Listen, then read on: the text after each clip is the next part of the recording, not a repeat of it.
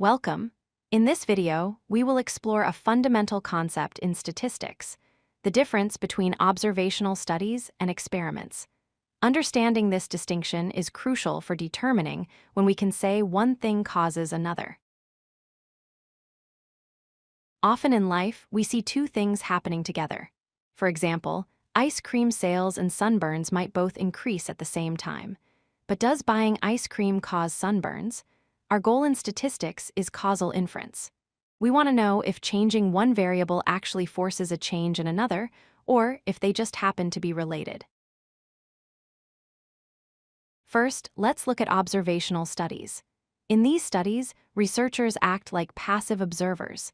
They measure variables and collect data as it naturally occurs, but they do not interfere. They simply watch nature take its course. For example, asking people how much coffee they drink and then measuring their blood pressure is an observational study.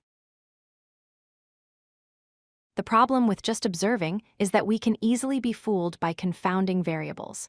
These are hidden outside factors that influence both things we are measuring. Going back to our example, hot sunny weather causes both high ice cream sales and more sunburns. If we didn't account for the weather, we might foolishly think ice cream is dangerous. To prove causation, we need an experiment. In an experiment, the researcher doesn't just watch, they take action. They deliberately impose a treatment or intervention on the subjects.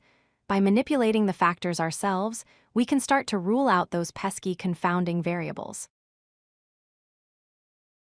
The most powerful tool in an experiment is randomization.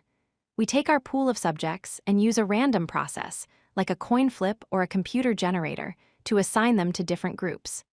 This ensures that the groups are roughly similar in every way, age, health, lifestyle, before we even start.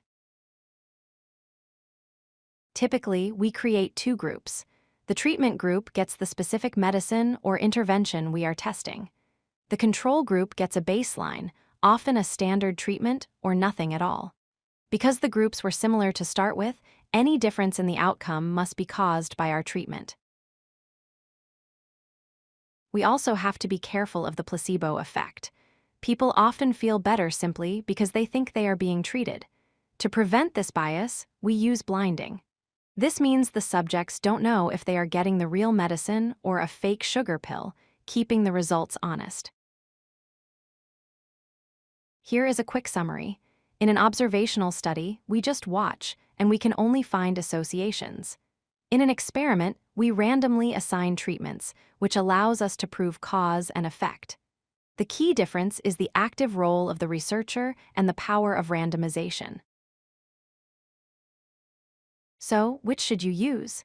Use observational studies when you can't control the situation, or when it would be unethical to do so, like studying the effects of smoking.